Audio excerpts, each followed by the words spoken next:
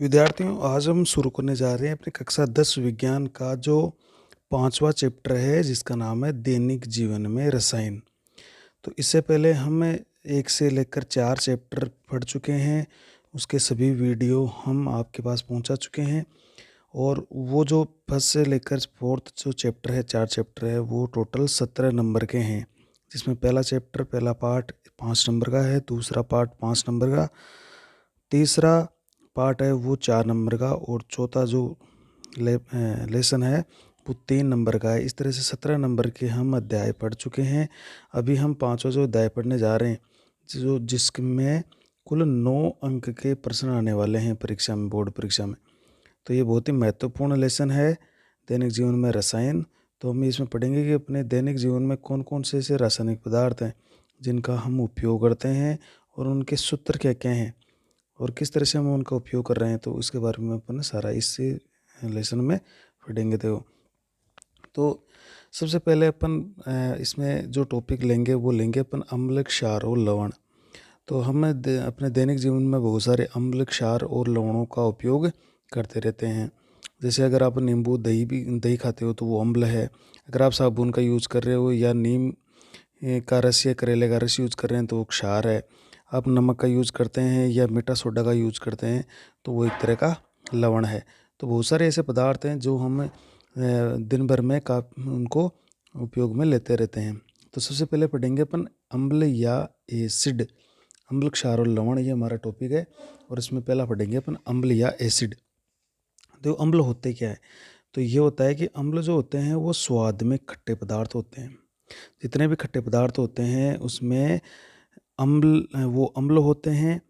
जैसे नींबू है, संतरा है, या आपका दही है, इमली है, टमाटर है, या जो सेब है, मतलब जो भी खट्टा आपको स्वाद में खट्टा लगता है, तो वो उसमें निश्चित है कि उसमें अम्ल पाया जाता है। तो ये स्वाद में खट्टे होते हैं। अब इसका नाम अम्ल कैसे पड़ा? तो देखो, अम्ल को अंग्रेजी में एसिड कहते हैं। ये हमें ऊपर लिखा हुआ है, अंग्रेजी में इसको एसिड कह रहे हैं। जो कि ये जो एसिड शब्द है, ये एक लैटिन भाषा का शब्द है, एसिडस। एसिडस उससे लिया गया। तो एसिडस से क्या बना दिया? एसिडस से फिर बन गया एसिड। इस एसिडस का अर्थ क्या होता है? खट्टा होता है। इसलिए वहाँ पर एक शब्द ढूंढा गया कि जो खट्टे होते हैं उसके लिए कौन सा शब्द काम मिले। तो लैटिन भाषा में एक शब्द मिल गया, एसिडस। और उस एसिडस से फिर एसिड, ये यूएस हटा के एसिड शब्द ले लिया गया। इसलिए हम जो स्वाद में खट्टे होते हैं उनके लिए एसिड अर्थात अम्ल शब्द का उपयोग करते हैं। तो ये है कि ये स्वाद में खट्टे होते हैं। अब सभी अम्लों को है हम चख कर या स्वाद लेकर उनका पता नहीं लगा सकते। तो इसके लिए क्या होता है, कुछ लिटमस पत्र आते हैं। ये लिटमस पत्र क्या होते हैं? ये इस तरह के कागज़ के बने टुकड़े आते हैं जिसके अंदर विशेष प्रकार के घोल में डुबाए हुए होते हैं। ये लाल और नीले कलर के आते हैं। ये इस तरह के लिटमस पत्र आते हैं। एक तो होता है लाल रंग का, और एक होता है नीले रंग का। तो लाल और नीले रंग के 2 लिटमस पत्र आते हैं। तो अगर हम इसको अम्ल में डुबोते हैं तो लाल का तो कुछ नहीं होगा, लेकिन अगर नीले लिटमस को डुबोते हैं तो वो लाल हो जाएगा, उसका कलर लाल हो जाएगा। तो अम्ल नीले लिटमस पत्र को लाल कर देते हैं। तो ये भी इसका ध्यान रखिएगा कि अम्ल नीले लिटमस का लाल कर देंगे। तो ये अगर आप नीला लिटमस डुबोगे तो डूबते ही ये लाल कलर का हो जाएगा। तो ये उससे निश्चित हो जाता है कि यह पदार्थ है वो अम्लीय है। तो इसको आप याद रखिएगा, अम्ल स्वाद में खट्टे होते हैं। और अम्ल नीले लिटमस पत्थर को, जैसे अपन लिटमस पत्थर अम्ल में डुबोते हैं तो उसको वो लाल कर देते हैं। तो ये याद रखिएगा। इसको आप एक शब्द से याद कर सकते हो। जैसे एक शब्द है नील, है नील। तो इसे आप इस तरह से याद कर सकते हो, ऐसे अम्ल, नी से नीला, ले से लाल। अम्ल नीले को लाल करता है, अर्थात अम्ल नीले लिटमस को लाल कर देता है। तो वे पदार्थ कौन होंगे? अम्ल होंगे। अब कुछ अम्लों के उदाहरण देख लेते हैं। देखो, जैसे इमली के अंदर कौन सा अम्ल होता है? तो इमली जब हम खाते हैं तो वो अपन को खट्टी लगती है। इसका मतलब उसके अंदर एक अम्ल है, उसका नाम है टार्टरिक अम्ल। या तो इसको ऐसे लिख दो, या इस तरह भी लिखा जाता है, ऊपर रहे टार्टरिक अम्ल। तो इसको अम्ल में याद रखिएगा, अम्ल में इमली में कौन सा अम्ल होता है? टार्टरिक अम्ल, इसलिए अपने इमली खट्टी लगती है। संतरा जो होती है उसमें पाया जाता है एस्कोर्बिक अम्ल, जिसको हम विटामिन सी भी कहते हैं। एस्कोर्बिक अम्ल जो संतरा के अंदर पाया जाता है। नींबू के अंदर ये आपका अब संतरा में तो गया एस्कोर्बिक अम्ल। दही में देख लो, दही में होता है लैक्टिक अम्ल, लैक्टिक अम्ल। नींबू में होता है साइट्रिक अम्ल, नींबू में कौन सा अम्ल होता है? साइट्रिक अम्ल। सिरका एक रासायनिक पदार्थ होता है, उसके अंदर एसिटिक अम्ल होता है। इसी तरह से लाल चींटी, जो लाल रंग की चींटियाँ आती है, वो उसके जो डंक है उसके अंदर एक अम्ल होता है फॉर्मिक अम्ल। तो ये फॉर्मिक अम्ल उसके अंदर लाल चींटियों के अंदर पाया जाता है। और हमारा जो जठररस है, आमाशय है, जो हमारा पेट है, उसके अंदर एक अम्ल रहता है जिसको हम कहते हैं HCl, या इसको कहते हैं हाइड्रोक्लोरिक अम्ल। HCl अम्ल या हाइड्रोक्लोरिक अम्ल। तो याद रखिएगा, इमली में टार्टरिक, संतरा में एस्कोर्बिक अम्ल, दही में लैक्टिक अम्ल, दही खट्टा लगता है इसमें लैक्टिक अम्ल होता है। नींबू खट्टा लगता है उसमें साइट्रिक अम्ल होता है। सिरका में एसिटिक अम्ल होता है। लाल चिट्टी के अंदर फॉर्मिक अम्ल होता है। इसी कारण से लाल चिट्टी है वो उसमें बदबू भी आती है और वो एलर्जी का कारण भी बन जाती है। जठररस या हमारे आमाशय में एक अम्ल बनता है जिसका नाम है HCl या हाइड्रोक्लोरिक अम्ल। इसके अलावा कुछ और अम्ल आते हैं देखो, जिनको हम इस तरह से बोलेंगे। नाइट्रिक अम्ल होता है एक, जिसका सूत्र होता है NaHNO3, ये नाइट्रिक अम्ल कहलाता है। ये सल्फ्यूरिक अम्ल होता है H2SO4, जिसको तेजाब का अम्ल भी कहते हैं या सल्फर का अम्ल भी कहते हैं, इसको तेजाब भी कहते हैं H2SO4। और नाइट्रिक अम्ल होता है HNO3, ये भी अम्ल ही होते हैं।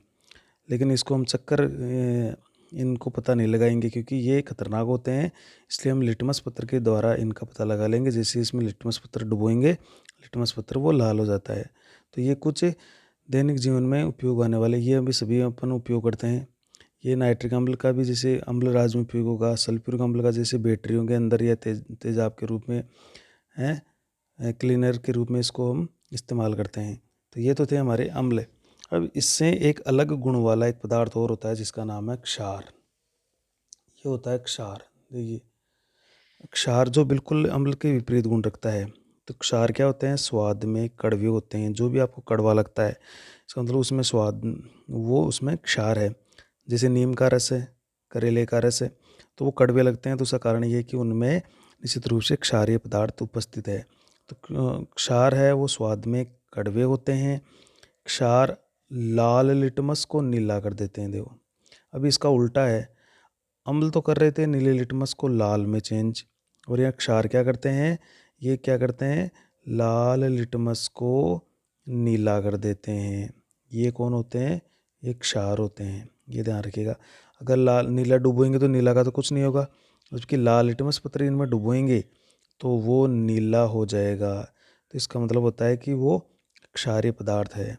और अगर अपन इनको छुए, हाथ में लें, तो क्षार स्पर्श करने पर साबुन जैसे लगते हैं। अर्थात आपको चिकने चिकने लगेंगे, साबुन जैसे चिकना होता है। तो साबुन जैसे चिकने चिकने ये आपको लगते हैं। जैसे आप उंगलियों पर लगोगे तो आपको साबुन जैसे ये चिकने चिकने लगेंगे, तो वो क्षारीय पदार्थ होते हैं। तो इसका अर्थ हो गया, ये स्वाद में कड़वे होते हैं, ये लाल लिटमस को नीला कर देते हैं, और छूने पर साबुन के जैसे चिकने चिकने लगते हैं। अब कुछ उदाहरण देखते हैं। देखो अपन, जैसे इनके उदाहरण देखो, एक तो है सोडियम हाइड्रोक्साइड, तो इसका सूत्र होता है NaOH, सोडियम हाइड्रोक्साइड, ये एक क्षार है। मैग्नीशियम हाइड्रोक्साइड, मैग्नीशियम, इसका सूत्र होता है Mg कोष्टक OH का होल ट्वाइस, कोष्टक के बाद में 2, MgOH का होल ट्वाइस, ये है मैग्नीशियम हाइड्रोक्साइड। कैल्शियम हाइड्रोक्साइड, ये है CaOH का होल ट्वाइस, क्योंकि इसकी संयोजकता, ये कैल्शियम की धनायन की 2 है, हाइड्रोक्साइड की -1 होती है। तो हम इसका अणुसूत्र बनाते हैं तो इस तरह से अणुसूत्र बनता है। इसी तरह से पोटेशियम हाइड्रोक्साइड, जिसका सूत्र होता है KOH। एल्यूमिनियम हाइड्रोक्साइड, इसका सूत्र होता है AlOH का होल थ्राइस, या कोष्टक 3, ये याद रखिएगा। अमोनियम हाइड्रोक्साइड, अमोनियम, इसका सूत्र होता है NH4OH।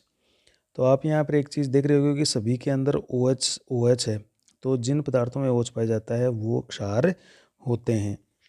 आगे देखेंगे अपन इनको, तो ये कुछ क्षारीय पदार्थों के उदाहरण है। अब देखिए अम्ल, तनु अम्ल या तनु क्षार क्या होते हैं? दो शब्द होते हैं, तनु और सांद्र। तो तनु और सांद्र का, तनु का मतलब होता है पतला, सांद्र का मतलब ऐसे मान लो कि गाढ़ा।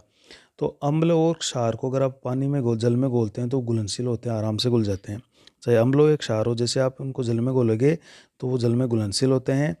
जब इनमें जल की मात्रा अधिक होती है, जब आप इनमें जल ज़्यादा मिला देते हो ना, तो ये तनु हो जाते हैं अर्थात पतले हो जाते हैं। तो जब अम्ल या क्षार में पानी की मात्रा या जल की मात्रा अधिक होती है तब हम इन्हें तनु कहते हैं। जैसे अम्ल लिया तो तनु अम्ल हो जाएगा, क्षार लिया तो तनु क्षार हो जाएगा। लेकिन जब हम इस अम्ल या क्षार में जल की मात्रा कम होती है, जल कम मिलाते हैं, तब उन्हें हम सांद्र कहते हैं। जैसे थोड़ा अम्ल लिया, उसमें थोड़ा सा पानी मिलाया, कम पानी मिलाया, तो वो अम्ल सांद्र होगा। अगर क्षार लिया है, उसमें भी थोड़ा सा कम पानी मिलाया, तो भी उसमें क्या होगा, इसके अंदर वो सांद्र क्षार कहलाएगा। तो तनु और सांद्र का मतलब होता है, तनु का मतलब होता है उसमें पानी ज़्यादा मिला दिया, सांद्र का मतलब होता है उसमें पानी हमने कम मिलाया है। तो पानी ज़्यादा मिला देंगे तो जाहिर सी बात वो पतला हो जाएगा, और कहाँ पानी कम मिलाएंगे तो वो गाढ़ा रहेगा। तो गाढ़ेपन की स्थिति सांद्र स्थिति होती है, पतलेपन की स्थिति वो तनु स्थिति होती है। तो इसको आप साधारण भाषा में इस तरह से याद कर सकते हो। अब आता है, ये तो हो गई, अब होता है कि लवण क्या होते हैं। तो जब अम्ल अम्ल पदार्थ, क्षार पदार्थ दोनों अलग अलग गुण रखते हैं। अम्ल स्वाद में खट्टे होते हैं, क्षार स्वाद में कड़वे होते हैं। अम्ल नील लिटमस को लाल करते हैं, क्षार लाल लिटमस को नीला करते हैं। दोनों के विपरीत गुण हैं। अगर इन दोनों को एक जगह मिला दें, जैसे हम कोई एक बर्तन ले और उसके अंदर अम्ल को भी मिला दिया और क्षार को भी बराबर मात्रा में ले लिया, अम्ल ले लिया और क्षार ले लिया, और दोनों को हमने मिक्स कर दिया, तो जो ये संरचना बनेगी, यहाँ पर एक बनेगा लवण और जल बनेगा। तो ये जो लवण बनेगा ये उदासीन हो जाएगा। कैसा हो जाएगा? उदासीन होगा। अब देखेंगे अपन, देखो तो इस क्रिया को अपन उदासीन, मतलब ये लवण बनेगा ना, इस लवण में न तो इस अम्ल के गुण होंगे, न इसमें क्षार के गुण होंगे, न ये खट्टा होगा, न कड़वा होगा, न ये नीले लिटमस को लाल करेगा और न ही लाल लिटमस को नीला करेगा। मतलब अम्ल और क्षार को आपस में मिलाने पर दोनों अपने गुणों को खो देते हैं, दोनों के गुण नष्ट हो जाते हैं, और एक ऐसा पदार्थ बनता है जिसमें न तो अम्ल के गुण होते हैं न क्षार के गुण होते हैं। देखो, अम्ल और क्षार की क्रिया के द्वारा लवण और जल बनते हैं। इस क्रिया को उदासीनीकरण कहते हैं। अब उदासीनीकरण अभिक्रिया कहेंगे, याद रखिएगा। अम्ल और क्षार की क्रिया के द्वारा जब अम्ल और क्षार को मिला दें तो लवण और जल बनते हैं। इस क्रिया को हम क्या कहते हैं? उदासीनीकरण कहते हैं। उदासीनीकरण का मतलब है अम्ल और क्षार दोनों अपने गुणों को खो देते हैं, उसके प्रति उदासीन हो जाते हैं। जैसे अम्ल लिया, क्षार लिया, दोनों को मिला दिया तो क्या बन गया? लवण और जल। जैसे हमने एक अम्ल ले लिया HCl अम्ल, और एक क्षार ले लिया NaOH, तो यहाँ पर ये सोडियम क्लोराइड से क्रिया कर लेगा। ये धनायन है, ये ऋणायन है, तो इससे क्रिया करके ये लवण बनाएगा NaCl, ये लवण बन गया। और OH से क्रिया करके H2O बना लेगा, जल बना लेगा। तो ये जो लवण है ये बिल्कुल उदासीन हो जाएगा। इसमें न तो अम्ल के गुण रहेंगे न क्षार के गुण रहेंगे। लिटमस पत्र चाहे इसमें कोई सा भी अपन डुबो दें, लाल डुबोएं नीला डुबोएं, उस पर कोई फर्क नहीं पड़ेगा। लिटमस पत्र का कोई रंग है वो परिवर्तित नहीं होगा, लाल लाल रहेगा, नीला नीला ही रहेगा। तो हम ये कह देते हैं अगर लिटमस पत्र पर कोई प्रभाव नहीं पड़ रहा है तो हम कह देंगे कि वहाँ पर लवण उपस्थित है, वो पदार्थ लवण है। देखो, ये जो अभिक्रिया होती है जब हम लोग क्षार में मिलाते हैं तो हम मिलाने पर इसमें कुछ ऊर्जा है वो बाहर निकलती है, ऊर्जा बाहर निकलती है। तो ये जो उदासीनीकरण की क्रिया है ये ऊष्माक्षेपी होती है। ऊष्माक्षेपी का मतलब होता है ऊष्मा का उत्सर्जन या बाहर निकलना। तो ये इसमें कुछ ऊष्मा बाहर निकलती है, इसलिए एक ऊष्माक्षेपी विक्रिया होती है। अर्थात उदासीनीकरण एक ऊष्माक्षेपी विक्रिया है, क्योंकि जब हम लोग क्षार को अपन मिलाते हैं तो ऊष्मा का उत्सर्जन ही होता है या ऊष्मा बाहर निकलती है, इसलिए एक ऊष्माक्षेपी विक्रिया है ये। नेक्स्ट देखते हैं कुछ। देखिए हमारे दैनिक जीवन में कुछ ऐसे अम्ल होते हैं जो बहुत प्रबल होते हैं, कुछ दुर्बल भी होते हैं, वैसे ही क्षारों की स्थिति है। तो जैसे कुछ प्रबल अम्ल है मतलब ये बहुत ज़्यादा शक्तिशाली होते हैं। जैसे इसके उदाहरण है HCl हाइड्रोक्लोरिक अम्ल, HNO3 जिसको नाइट्रिक अम्ल कहते हैं, H2SO4 जिसको सल्फ्यूरिक अम्ल या तेजाब भी कहते हैं। तो HCl, HNO3, H2SO4 ये प्रबल अम्ल है तीनों, ध्यान रखिएगा। एक जैसे दुर्बल अम्ल है एसिटिक अम्ल, CH3COOH, इसको एसिटिक अम्ल कह रहे हैं। तो ये एक दुर्बल अम्ल है। दुर्बल का मतलब ये कम शक्तिशाली है। प्रबल क्षार, ये कुछ क्षार है जो बहुत ही प्रबल होते हैं, जैसे KOH है, NaOH है, ये प्रबल क्षार होते हैं अर्थात शक्तिशाली क्षार होते हैं। कुछ क्षार दुर्बल होते हैं जो कम शक्तिशाली होते हैं, जैसे CaOH का ऑल्टवाइस, इसको हम कहेंगे कैल्शियम हाइड्रोक्साइड। दूसरा है मैग्नीशियम हाइड्रोक्साइड और तीसरा है अमोनियम हाइड्रोक्साइड, ये दुर्बल क्षार होते हैं। अब हम जैसे अपन लवण बना रहे हैं, तो लवण में कौन सा लें, प्रबल अम्ल लें या प्रबल क्षार लें या प्रबल अम्ल लें या दुर्बल क्षार लें। तो जैसा अपन इनमें से कोई लेंगे ना, तो जो दुर्बल होगा वो अपना प्रभाव कम दिखाएगा, प्रबल है वो अपना प्रभाव ज़्यादा दिखाई देगा। इसलिए जो लवण बनेगा उसकी प्रकृति थोड़ी वैसी ही बन जाएगी। जैसे अगर हम प्रबल अम्ल लेते हैं और प्रबल क्षार लेते हैं, तो दोनों प्रबल प्रबल है, तो एक दूसरे के गुणों को ये नष्ट कर देंगे। तो जो लवण बनेगा वो उदासीन लवण बनेगा। प्रबल अम्ल और प्रबल क्षार लेंगे तो जो लवण बनेगा वो कैसा बनेगा, बिल्कुल उदासीन बनेगा। जैसे HCl एक प्रबल अम्ल है, NaOH एक प्रबल क्षार है, तो दोनों के विक्रिया करवाते हैं तो NaCl जो लवण बना और जल बना, तो ये जो लवण है ये पूरी तरह से कैसा होता है, उदासीन होता है, बिल्कुल ये उदासीन होगा। तो प्रबल अम्ल और प्रबल क्षार से जो लवण बनते हैं वो उदासीन बनते हैं। लेकिन तो दूसरी स्थिति है, हमने एक प्रबल अम्ल ले लिया लेकिन क्षार कैसा लिया, दुर्बल क्षार। तो ये प्रबल अम्ल क्या करेगा, ये प्रबल है, शक्तिशाली है, इसलिए ये क्षार के सभी गुणों को खत्म कर देगा। जबकि ये जो क्षार है ये दुर्बल है, ये कमज़ोर है, तो ये अम्ल के सभी गुणों को ऐसा मान लीजिए कि सारे गुणों को ये नष्ट नहीं कर पाता है। तो जो लवण बनेगा वो लवण कैसा बनेगा, उसमें कुछ अम्लीयता के गुण रहेंगे, अर्थात वो लवण बनेगा वो अम्लीय लवण होगा। क्योंकि अम्लीय क्यों होगा, क्योंकि हमने अम्ल कैसा लिया है, प्रबल लिया है। जैसे हमने प्रबल अम्ल ले लिया, एक HCl अम्ल ले लिया, दूसरा हमने एक दुर्बल क्षार ले लिया अमोनियम हाइड्रोक्साइड NH4OH, ये एक दुर्बल क्षार है अमोनियम हाइड्रोक्साइड। इसकी क्रिया करेंगे तो ये अमोनियम इस पर प्लस होता है, क्लोराइड पर माइनस होता है, तो ये इससे क्रिया कर लेगा तो NH4Cl बन गया और H और OH क्रिया करके जल बना लेते हैं। तो ये जो अमोनियम क्लोराइड बना, इसको क्या कह रहे हैं, अमोनियम क्लोराइड। ये एक अम्लीय लवण होता है। कैसा होता है, अम्लीय लवण होता है इसमें ये। क्योंकि अम्लीय लवण क्यों है, क्योंकि इसमें प्रबल अम्ल है और दुर्बल क्षार से बना है, इसलिए अम्लीय लवण है। प्रबल अम्ल होने के कारण ये अम्लीय हो गया। तीसरी कंडीशन क्या हो सकती है, देखो कि अगर अपन दुर्बल अम्ल लेते हैं और दुर्बल तो अम्ल ले लिया हमने और प्रबल क्षार ले लिया, तो प्रबल क्षार, अब क्षार हमने प्रबल लिया है, तो एक क्षार तो इसके गुणों को नष्ट कर देगा, लेकिन अम्ल दुर्बल होने के कारण क्षार के गुणों को नष्ट नहीं कर पाएगा।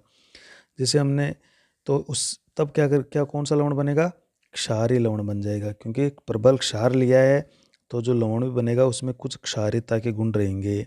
जैसे हमने एक दुर्बल अम्ल ले लिया CH3COOH, एक दुर्बल अम्ल है, इसमें प्रबल क्षार ले लिया NaOH, ये ले लिया, तो ये देखो यहाँ से CH3COO और एक H प्लस और ये माइनस बनता है, तो ये Na जो सोडियम है ये इसी एस्टेट से विक्रिया करेगा और CH3COO Na बन जाएगा।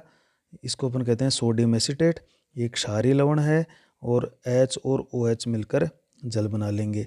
तो ये जो लवण बना ये क्षारीय प्रकृति का लवण बना है, क्योंकि हमने प्रबल क्षार लिया है और दुर्बल अम्ल लिया है, तो ये इस तरह से बन जाता है।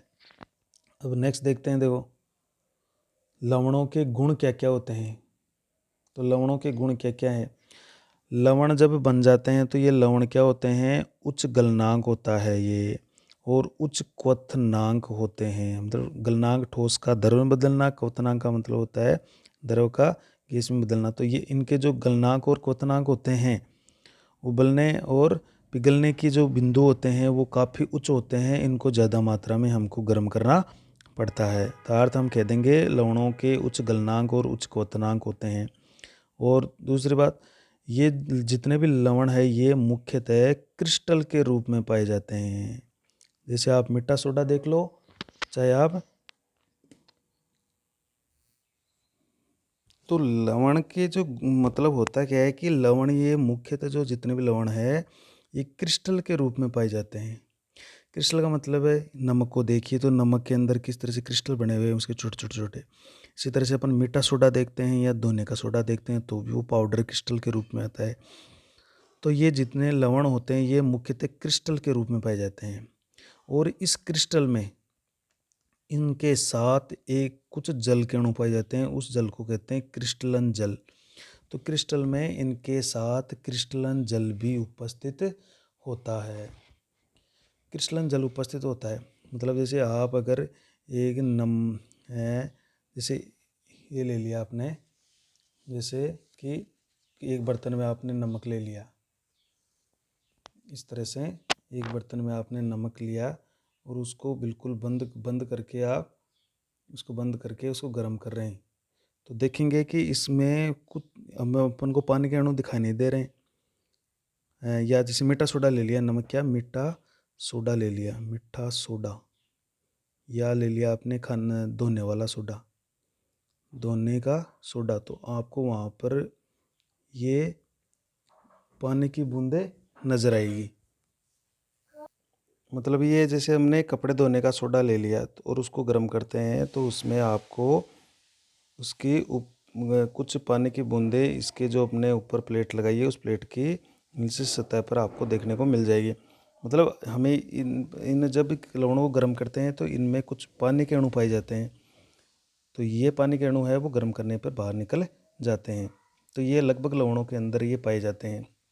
मतलब क्रिस्टल में इनके साथ जल के अणु पाए जाते हैं जिसको क्रिस्टलन जल कहते हैं। अब वो कितने कितने अणु पाए जाते हैं तो कुछ ही अपन देखते हैं लवणों में। देखो तो क्रिस्टलन जल ये एक इम्पोर्टेंट टॉपिक है। क्रिस्टलन जल क्या होता है इसका उदाहरण दीजिए। तो क्रिस्टलन जल किसी लवण के इकाई सूत्र में उपस्थित जल के अणुओं की निश्चित संख्या को क्रिस्टलन जल कहते हैं। क्रिस्टलन जल का मतलब क्या हो गया, किसी लवण के इकाई सूत्र में, इकाई सूत्र का मतलब है एक ही सूत्र, इसके एक ही अणु लेंगे, दो अणु नहीं, उसके एक सूत्र में उपस्थित जल के अणुओं की निश्चित संख्या। तो निश्चित संख्या होगी कि कितने जल के अणु पाए जाते हैं, तो उसको हम क्रिस्टलन जल कहते हैं। या इसको आप लिख सकते हो कि किसी लवण के एक सूत्र में या इकाई सूत्र में जितने अणु जल के पाए जाते हैं उनको क्रिस्टलन जल कहते हैं। जैसे हमने एक लवण लिया है Na2CO3 10H2O, 10H2 Na2CO3 10H2O, अर्थात इसको कपड़े धोने का सोडा भी कहते हैं या धावन सोडा भी कहते हैं इसको। इसमें आपको दिख रहा है Na2CO3.10H2O का मतलब है इसमें क्रिस्टलन जल के 10 अणु पाए जा रहे हैं। कितने अणु हैं, 10 अणु। इसी तरह से जिप्सम का एक सूत्र होता है CaSO4 2H2O, 2H2O। इसके अंदर क्रिस्टलन जल के 2 अणु पाए जाते हैं, ये 2 अणु पाए जा रहे हैं, इसमें 10 अणु हैं। इसी तरह से एक फिटकरी का सूत्र है K2SO4 Al2SO4 का होल थ्राइस और 24H2O, 24 H2O। एक फिटकरी के अणु में 24 जल के अणु पाए जाते हैं। तो कहने मतलब ये जो उनके लवणों के क्रिस्टल के अंदर जो जल के अणु पाए जा रहे हैं ये सब निश्चित है। देखिए धावन सोडा में 10 अणु है, जिप्सम में एक इकाई सूत्र में 2 अणु है, फिटकरी के एक सूत्र में 24 जल के अणु है। तो इनका ये नाम भी आप याद रखिएगा और कितने कितने अणु हैं। तो ये एक महत्वपूर्ण प्रश्न बनता है, क्रिस्टलन जल किसे कहते हैं, इसके 2 उदाहरण दीजिए। तो कपड़े धोने के सोडे में 10 अणु, जिप्सम में जिससे आगे प्लास्टर ऑफ पेरिस भी बनता है उसमें 2 अणु होते हैं जल के, और फिटकरी जो हम काम में लेते हैं K2SO4 Al2SO4 का होल थ्राइस 24 H2O में 24 जल के अणु पाए जाते हैं। तो अगर आप इनको एक बंद पात्र में लेकर गर्म करोगे तो इनसे आपको पानी है वो भाप बनकर दिखाई देगा। अर्थात इसे सिद्ध हो जाता है कि जब हम इनको गर्म करते हैं तो इनसे पानी के अणु बाहर निकलते हैं तो इससे पता चल जाता है कि इनके जो क्रिस्टल है उसमें जल के अणु पाए जाते हैं। तो ये एक फिक्स है, इनमें कितने कितने अणु पाए जाते हैं वो आप याद रखिएगा। इसके बाद में अपन नेक्स्ट वीडियो में हम ले लेंगे जो परिभाषाएं होंगी अम्ल और क्षार की विभिन्न वैज्ञानिकों के द्वारा, वो नेक्स्ट वीडियो में पढ़ेंगे। तो आप अभी हम 5वां लेसन स्टार्ट कर चुके हैं। इससे पहले हमने 4 लेसन पढ़ लिए हैं, उसको आप देखें, याद करें और लिख भी सकते हैं। अभी भी जिन विद्यार्थियों ने अपने चैनल को सब्सक्राइब नहीं किया है वो सब्सक्राइब करें और इसको अपने साथियों के साथ शेयर भी करें, कमेंट ज़रूर भेजें।